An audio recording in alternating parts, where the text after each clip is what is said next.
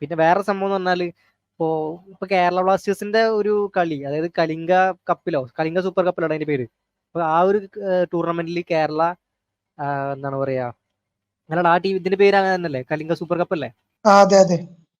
അപ്പൊ കലിംഗ സൂപ്പർ കപ്പിൽ കേരള എന്താണ് തോറ്റ് വലിയ രീതിയിൽ തന്നെ സമയത്ത് കേരള ബ്ലാസ്റ്റേഴ്സ് പോസ്റ്റ് ഇട്ട്, അതായത് തോറ്റുന്നുണ്ട് ആ ഒരു മാച്ചിനകത്ത് കാണിച്ചിട്ട്. അപ്പൊ ആ ഒരു പോസ്റ്റിന്റെ കമന്റ് ബോക്സിൽ നിറച്ച് ഫാൻസുകാർ എല്ലാവരും കൂടിയിട്ട് പറഞ്ഞതെന്ന് പറഞ്ഞാൽ, ഫാൻസുകാർ എല്ലാവരും ഇല്ല എന്നാലും ഒരു ചെറിയ വിഭാഗം പറഞ്ഞതെന്ന് പറഞ്ഞാൽ ഇവാൻ മുക്കോമിനോവിച്ച് ആണ് ഇതിന്റെ കാരണം, ഇവാനെ മാറ്റണം എന്നുള്ളതാണ്. അതിന് പറ്റി എനിക്കെന്താ പറയുള്ളത്?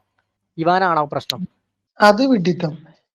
ഇപ്പോ ഈ നിലയിലെങ്കിലും എത്തി നിൽക്കുന്ന കേരള ബ്ലാസ്റ്റേഴ്സ് കുറച്ച് വർഷം മുമ്പ് തോറ്റിട്ട് നാണം കിട്ടുകൊണ്ടിരുന്ന ടീമുണ്ടായിരുന്നു കേരള ബ്ലാസ്റ്റേഴ്സ്.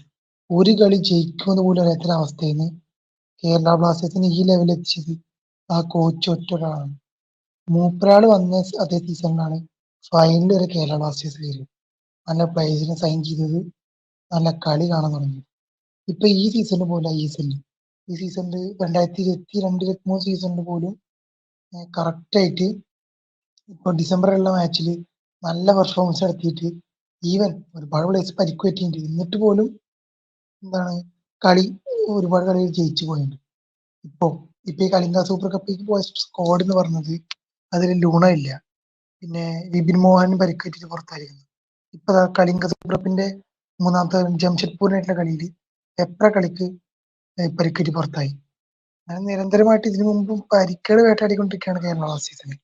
അങ്ങനെ ഒരു കേരള ബ്ലാസ്റ്റേഴ്സ് സൂപ്പർ കപ്പിൽ നിന്ന് പുറത്തായി. സൂപ്പർ കപ്പിൽ ഒരുപാട് പരിക്കുകളും കൂട്ട് പോയതാണ്. പിന്നെ പലരും നാഷണൽ ടീമിൽ കളിക്കാനും പോയി. ഇന്ത്യയുടെ കളികൾ നടന്നുകൊണ്ടിരിക്കുകയായിരുന്നു.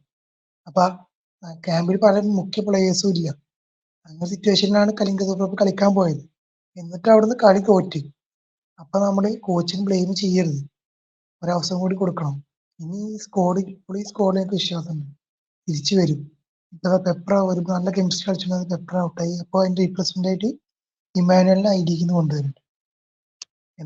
എന്തായാലും ഈ സീസൺ ഇനിയുള്ള മാച്ചുകൾ വിട്ടു നോക്കാം. ഒരു മാച്ച് വെച്ചിട്ടൊന്നും അല്ല, ഒരു ലീഗ് വെച്ചിട്ടൊന്നും ഇവാനെ കുറ്റം പറയാൻ സാധിക്കില്ല. മൈക്ക് മൂട്ടാണല്ലേ, ഞാൻ അത്രയും വെറുതെ സംസാരിച്ചു. അപ്പോ ശരിക്കും പറഞ്ഞാൽ ഇവാനല്ല പ്രശ്നം. നേരത്തെ മലപ്പുറം കാക്ക പറഞ്ഞ പോലെ ഇവാന്റെ ഇപ്പോഴത്തെ സിറ്റുവേഷൻ എന്ന് പറഞ്ഞാൽ പ്ലേയേഴ്സ് ഇല്ല കളിക്കാൻ, പ്ലേയേഴ്സിന് പരിക്കാണ്. മെയിൻ പ്ലെയർ ആയ ലൂണ, അതായത് ഇപ്പൊ മറ്റേ മെയിൻ സ്ട്രൈക്കേഴ്സ് പോയതിന് ശേഷം ലൂണയാണ് ടീമിനെ മെയിൻ ആയിട്ട് നയിക്കുന്നത്. ഗോളുകളൊക്കെ അടിക്കുന്നത് ലൂണയാണ്. ലൂണയുടെ കോൺട്രിബ്യൂഷൻസ് കൂടിയിട്ടുണ്ട്.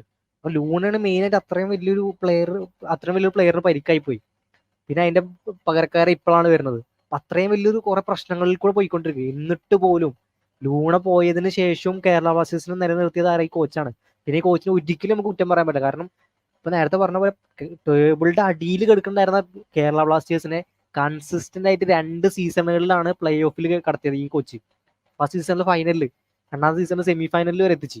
ഇത്രയും വലിയ 2 അച്ചീവ്മെന്റ്സ്, 2 സീസണിലും പ്ലേ ഓഫ് കാണാതെ നമ്മൾ പുറത്തായിട്ടില്ല. ഈ 2 സീസണിൽ ഇത്രയും കൺസിസ്റ്റന്റ് ആയിട്ട് എന്താണ് എത്തിയൊരു കോച്ച് നമ്മളെ ഈ ഒരു ചരിത്രത്തിൽ പോലും ഇല്ല കേരള ബ്ലാസ്റ്റേഴ്സിനെതിരെ. നമ്മൾ പല റെക്കോർഡ്സും ബ്രേക്ക് ചെയ്ത് തോൽപ്പിക്കാത്ത ടീമുകളെ നമ്മൾ തോൽപ്പിച്ച് അവിടെ പോയിട്ട്, അവരെ ഹോം ഗ്രൗണ്ടിൽ പോയിട്ട് തോൽപ്പിക്കാത്ത ടീമുകളെ റെക്കോർഡുകൾ നമ്മൾ ബ്രേക്ക് ചെയ്ത്, പല റെക്കോർഡുകളും. ഒരിക്കലും നമ്മൾ ഈ കോച്ചിനെ കുറ്റം പറയാൻ പറ്റില്ല.